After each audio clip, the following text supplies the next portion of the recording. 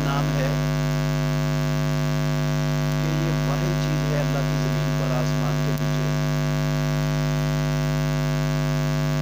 اسلام واحد چیز ہے اللہ کی زمین پر جس سے دنیا میں بسنے والے انسانوں کی اصلی اور حقیقی زندگی سنور سکتی ہے۔ کوئی اور شے نہیں ہے اس کے علاوہ دنیا میں۔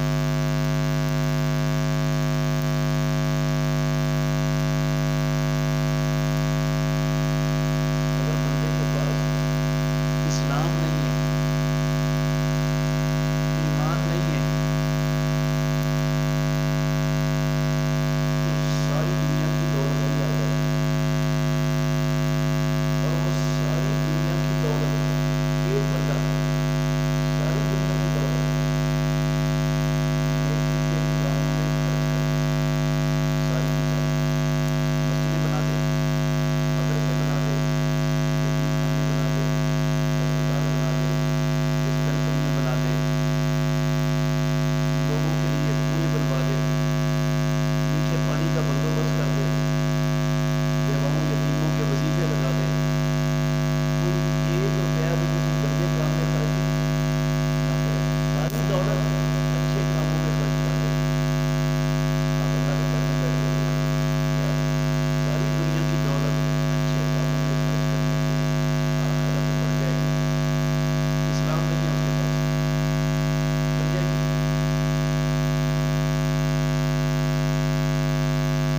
میری اور آپ کی اصلی اور حقیقی زندگی یہ نہیں ہے جو ہم گزار رہے ہیں۔ ہماری اصلی اور حقیقی زندگی وہ ہے جو اس زندگی کے بعد شروع ہونے والی ہے۔ یہ زندگی بہت زیادہ بھی ہوگی تو 100 سال کی، 125 سال کی ہو جائے گی، اور وہ جو اصلی زندگی ہے وہ ارب اور خرب سال بعد جو ختم نہیں ہوگی، وہاں موت سے ختم ہو جائے گی۔ اور اللہ نے ہمیں سب کو یہاں پر دنیا کی زندگی میں کھانے پینے کے لیے نہیں بھیجا ہوا، گھر بنانے کے لیے نہیں پیدا کیا ہوا، شادیاں کر کے بچے پیدا کرنے کے لیے رب نے نہیں پیدا کیا ہوا، دنیا کا ساز و سامان بنانے کے لیے، نوکریاں، ملازمتیں، دکانداریاں، زمیندارہ کرنے کے لیے پیدا نہیں کیا ہوا۔ میرے محترم بھائیوں، اللہ نے ہمیں جو مہلت اور فرصت اس زندگی میں دی ہے وہ اصلی زندگی کو سنوارنے کے لیے دی ہوئی ہے۔ کس لیے بھائی صاحب؟ یہ زندگی کس لیے ہے؟ اصلی زندگی کو سنوارنے کے لیے دی ہے رب نے۔ وہ نہ تعلیم سے، نہ ڈگری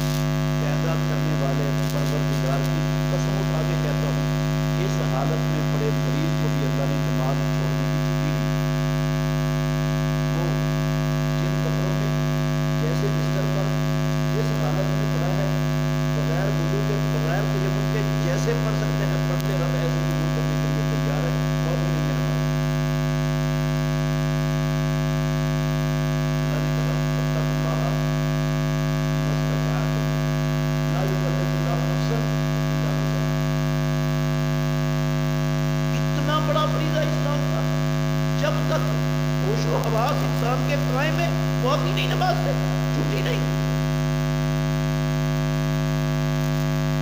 اور کتنا بڑا فریضہ ہے. اللہ اکبر. ذرا غور کرنا میرے بھائیوں. بندہ اللہ کی زمین پر اللہ کے دین کو غالب کرنے کے لیے، دنیا کے انسانوں کو امن و سلامتی دینے کے لیے، ظلم و ستم سے کاٹنے کے لیے اللہ کے دشمنوں سے لڑ رہا، جہاد فی سبیل اللہ کر رہا. اسلام کا چوٹی کا عمل ہے، اور اسلام میں جہاد فی سبیل اللہ کے برابر کوئی نیکی اور کوئی عمل ہے. اللہ نے قرآن میں کہا اجعلتم سقایۃ الحاج و عمارۃ المسجد الحرام کمن آمن باللہ والیوم الآخر وجاہد فی سبیل اللہ لا یستوون عند اللہ.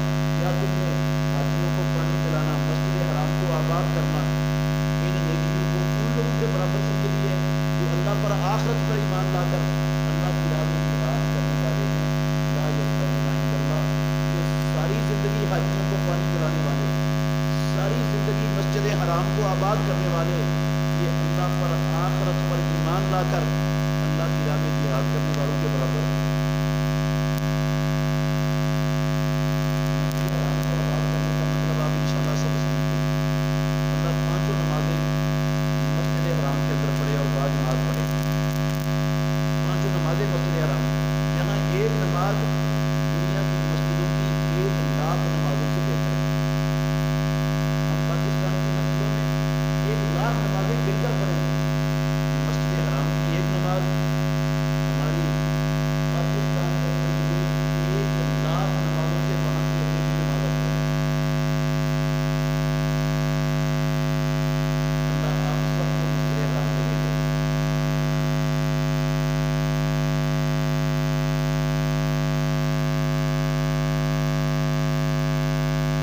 بیت اللہ کا طواف بھی کرے، عمرہ بھی کرے، مسجد حرام میں اعتکاف بھی بیٹھے، قبر اکبر کو بوسے بھی دے. یہ مسجد حرام کو کیا کرنا ہے؟ آباد کرنا ہے. یہ بڑا بندہ جو ساری زندگی مسجد حرام کے اندر نمازیں پڑھتا ہے، طواف کرتا ہے، عمرے کرتا ہے، اعتکاف بیٹھتا ہے، بوسے دیتا ہے حجر اسود کو، یہ جہاد کرنے والے کے برابر. اور نیکی ہے جو جہاد کرنے والے کے برابر ہو جائے گی. اتنا بڑا عمل ہے اسلام کا. نماز کا ٹائم ہو گیا. اللہ جہاد کا ہے، نماز کا ٹائم ہو گیا. اللہ نے کیا کرنا ہے؟ وہ اسلام کا سب سے چوٹی کا عمل کر رہے ہیں. اللہ کی زمین پر اللہ کے دین کو غالب کر رہے ہیں.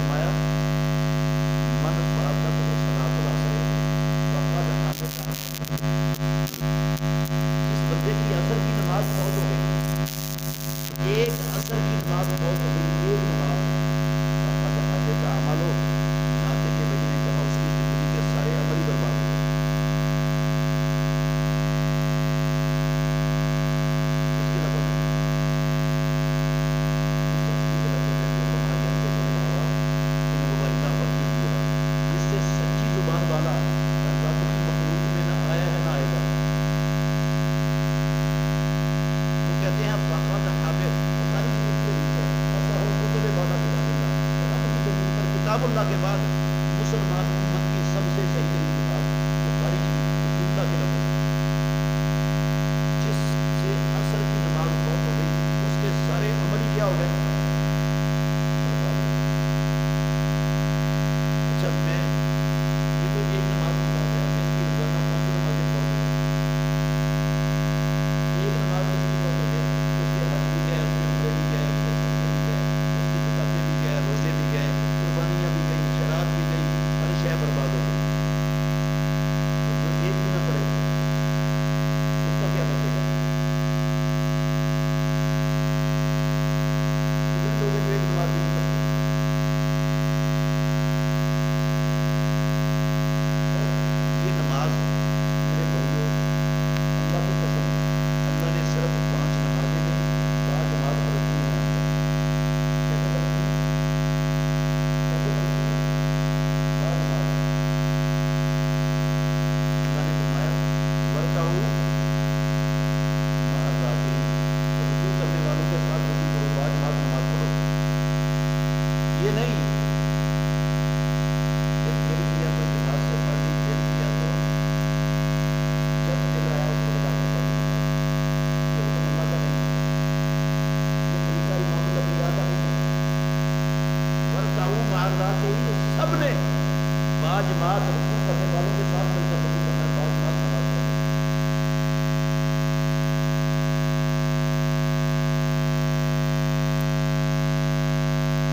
نبینا سے حدیث ہے محمد رسول اللہ کی، صحیح بخاری میں حدیث ہے، اللہ کے نبی لیس بی قائم یخرجنی الی المسجد، مجھے بازو پکڑ کر مسجد میں لانے والا وہ نہیں ہوتا۔ مدینے میں سانپ بچھو اور زہریلے جانور ہیں بڑے، رستہ نظر نہیں آتا، گھر میں نماز پڑھ لیا کرو۔ رسول اللہ صلی اللہ علیہ وسلم نے کہا اتسمع النداء، اذان سنتا ہے؟ جی اللہ کے نبی اذان کی آواز تو آتی ہے۔ آپ نے فرمایا فاعجل، اگر اذان کی آواز آتی ہے تو تجھے نابینے کو بھی جماعت سے پیچھے رہنے کی تکلیف ہے، رستہ بھی صاف نہیں ہے، نابینا بھی ہے، لانے لے جانے والا بھی گھر میں کوئی فرق نہیں ہے، اس کو چھٹی نہیں ہے پیچھے جماعت سے رہنے کی۔ مجھے اور آپ جیسے ماشاءاللہ بینے اور تندرست لوگوں کو چھٹی ہو سکتی ہے، دل کرے تو جماعت کے ساتھ آ جائیں، دل کرے تو بیٹھے رہیں، گھر میں بیٹھے رہیں، زمین میں کام میں مصروف رہیں، دکان پر بیٹھے رہیں، ٹیوشن سینٹر چلاتے رہیں، سکول میں لیکچر دیتے رہیں، سبق پڑھتے رہیں، کیا ہمیں یہ زیب دیتا ہے؟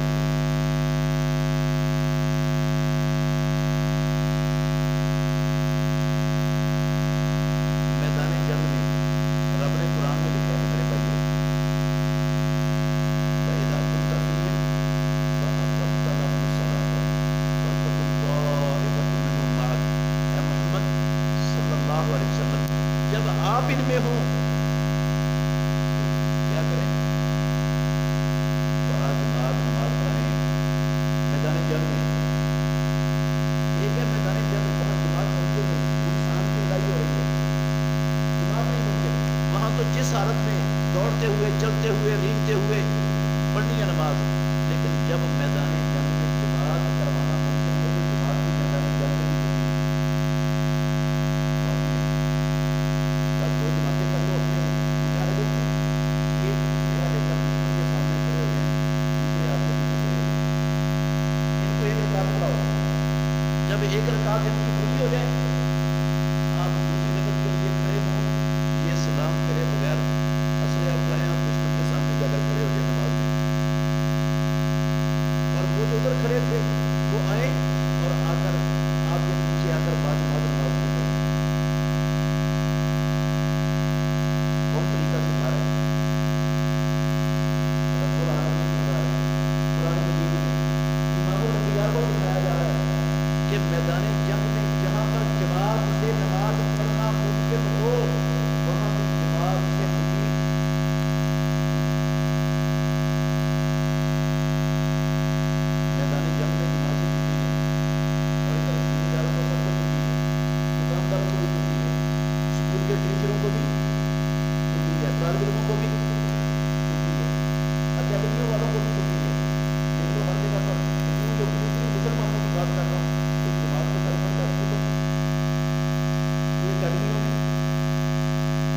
بیمار الا ماشاء اللہ. اتنا اہم فریضہ، اتنا بڑا فریضہ ہے. ایک حدیث اور سناتا ہوں آپ کو. اللہ اکبر. ہماری ماں عائشہ ام المومنین رضی اللہ عنہا بیان فرماتی ہیں رسول اللہ صلی اللہ علیہ وسلم بیمار ہیں، شدید بیمار ہیں، شدید بیمار ہیں. آپ کی زندگی کے دنیاوی زندگی کے آخری ایام ہیں.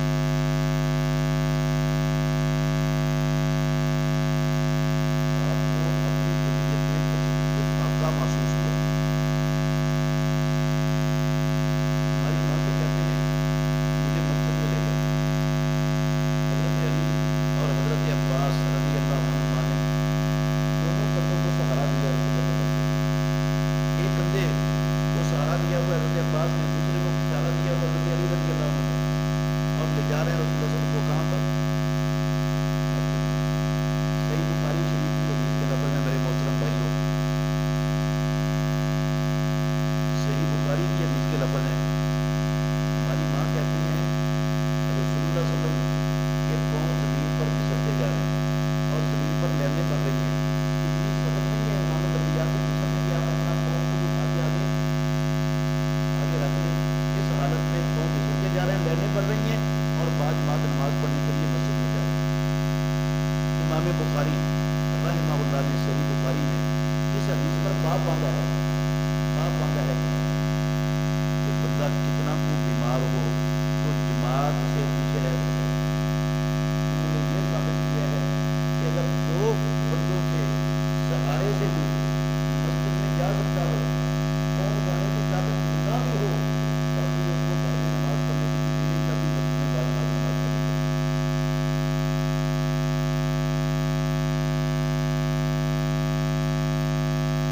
اور ہمارے ہاں تو اس کی کوئی قدر قیمت نہیں، نماز کی کوئی اہمیت ہی نہیں.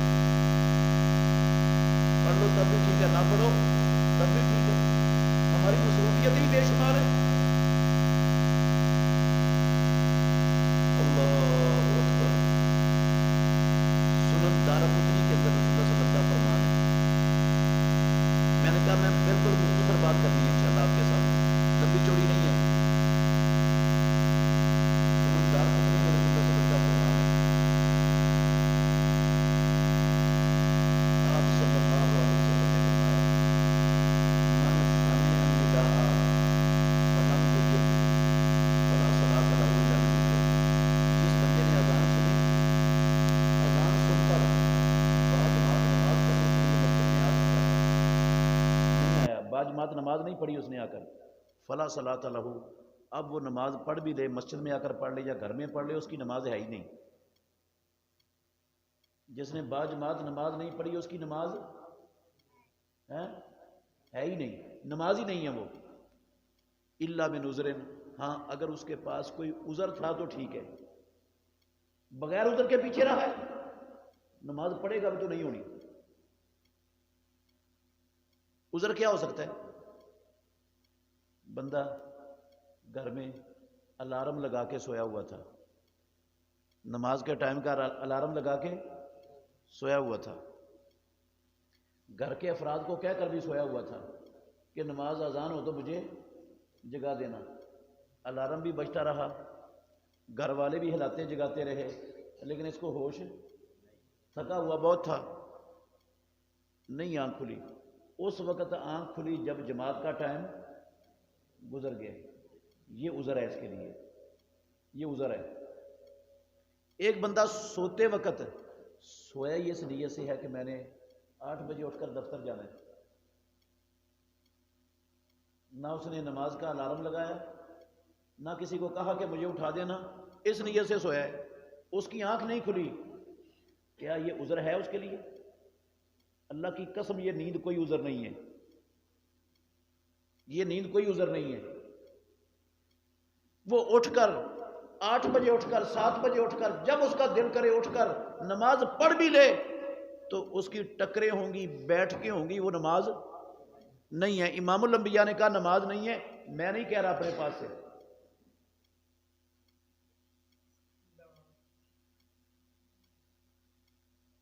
یا عذر کیا ہو سکتا ہے؟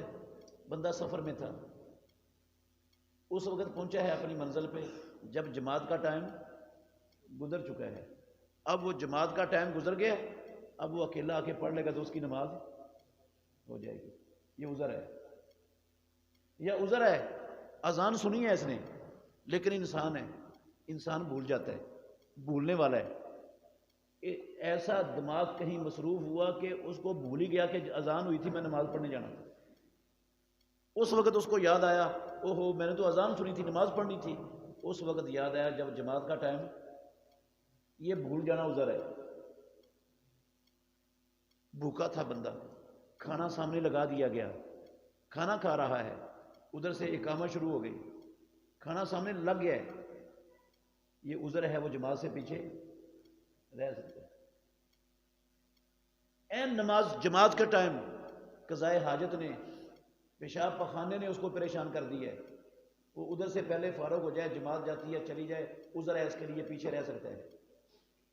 ایسا کوئی عذر ہے ہی نہیں.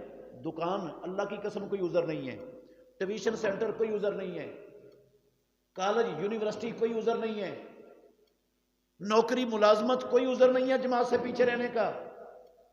کسی شادی کی محفل میں برات میں شریک ہونا کوئی عذر نہیں ہے جماعت سے پیچھے رہنے کا. اور جو ان چیزوں کی وجہ سے جماعت سے پیچھے رہتا ہے، امام الانبیاء کا فرمان ہے، نہ میرا نہ آپ کا نہ کسی مولوی صاحب کا، اس بندے کی نماز ہے ہی نہیں. آپ مجھے بتائیں، صحیح صحیح بتائیں، اللہ کے نبی کا فرمان غلط ہو جائے گا؟ ساری کائنات کا نظام درم برم ہو سکتا ہے، لیکن محمد الرسول اللہ صلی اللہ علیہ وسلم کی زبان سے نکلے ہوئے الفاظ غلط نہیں ہو سکتے. جب یہ یقین ہے ہمیں، تو پھر میرے بھائیوں یہ کوتاہی کیوں نماز میں؟ کیوں کوتاہی؟ جماعتوں میں لوگ کتنے ہوتے ہیں؟ 2 صفیں. کسی مسجد میں 2 صفیں، کسی میں 1.5 صف، کسی میں 2.5 صفیں. یہی ہے نا؟ ایسا ہی ہوتا ہے نا؟ باقی سارے محلے تو مسلمانوں کے بھرے پڑے ہیں، آبادیاں گنجان ہیں، لیکن نماز پڑھنے والے باجماعت نماز پڑھنے والے چند ملیں گے. فجر کا ٹائم وہ بھی 1.5 صف بھی بڑی مشکل سے ہوتی ہے. اکثر مساجد میں 1 صف ہوتی ہے، 1 صف بھی پوری نہیں ہوتی. میں کئی مساجد یہ بھی دیکھی ہیں فجر کی نماز میں 1 صف بھی پوری نہیں ہوتی. کوئی پرواہ ہی نہیں، احساس ہی نہیں. اور میرے بھائیوں یاد رکھنا، اللہ نے صرف نماز پڑھنے کا نہیں، نماز کی حفاظت کا حکم دیا ہے. صرف نماز پڑھنے پر فردوس کی بشارت نہیں دی، نماز کی حفاظت پر فردوس کی بشارت ہے قرآن مجید کی آیتوں میں. حفاظت پر، نمازوں کی حفاظت پر. اور حفاظت کا مطلب فجر اور شام کی 2 نمازیں پڑھنا نہیں ہے، 3 نمازیں پڑھنا نہیں ہے، 4 نمازیں پڑھنا نہیں ہے. جو دن میں 2 پڑھتا ہے، 3 پڑھتا ہے، 4 پڑھتا ہے، وہ نمازوں کی حفاظت نہیں کر رہا. اور جو 5 پڑھتا ہے لیکن پڑھتا اپنی مرضی سے ہے، جب دل کرے، جب دل کرے اس وقت پڑھتا ہے، باجماعت نہیں پڑھتا، یہ بھی نمازوں کی حفاظت کرنے والا نہیں ہے. حفاظت جو نہیں کرتا نمازوں کی 5 وقت کی، اللہ کے نبی نے اس کے بارے میں کیا کہا؟ مسند امام احمد کی صحیح حدیث ہے میرے بھائیوں، مسند امام احمد کی صحیح حدیث. رسول اللہ صلی اللہ علیہ وسلم نے فرمایا، حدیث کے آخری لفظ سنا رہا ہوں، من لم یحافظ علیہا، جس بندے نے، جس مسلمان نے، جس اہل حدیث کہلانے والے نے دن رات میں 5 وقت کی نمازوں کی محافظت نہ کی، 5 وقت کی نمازوں کی محافظت نہ کی، 5 کی 5 باجماعت نہ پڑھی، لم تکن لہو نورن، ناطق کہ وہی محمد رسول اللہ صلی اللہ علیہ وسلم کہتے ہیں وہ دن کی 2 نمازیں یا 3 نمازیں یا 4 نمازیں، اور بغیر عذر کے بے جماعت پڑھی ہوئی نمازیں، بغیر عذر کے جماعت چھوڑی ہوئی نمازیں، اس کے لیے قیامت کے اندھیروں میں نور، روشنی نہیں بنے گی. ولا برہانن، اللہ کی عدالت میں اس کے لیے دلیل نہیں بنے گی. ولا نجاتن، اس کے لیے جہنم سے نجات کا ذریعہ نہیں بنے گی۔ امام الانبیاء نے کہا وَكَانَ مَعَ فِرْعَوْنَ وَقَارُونَ وَحَامَانَ وَأُبَيِّ بْنِ خَلْفٍ، ایسا بندہ قیامت والے دن، ایسا بندہ قیامت والے دن فرعون، قارون، حامان اور ابی بن خلف کی صف میں ہوگا۔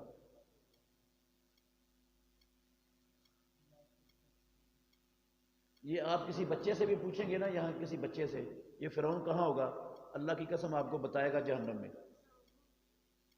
اور امام الانبیاء نے کہا جو نمازوں کی محافظت نہیں کرتا وہ قیامت کے دن کہاں کھڑا ہوگا، کس کی صف میں ہوگا؟ فرعون، قارون، حامان، ابی بن خلف کی صف میں ہوگا۔ غلط ہو جائے گی بات رسول اللہ کی؟ میں بغیر عذر کے جماعت چھوڑ کے اکیلا نماز پڑھ لوں، ہو جائے گی میری نماز؟ میں 2 نمازیں 3 نمازیں پڑھ کے رب کو دھوکہ دینے میں کامیاب ہو جاؤں گا؟ کیوں جی؟ میں کہوں میں اہل حدیث تھا، میرا باپ اہل حدیث تھا، میرا دادا اہل حدیث تھا، یہ چل جائیں گی میری باتیں؟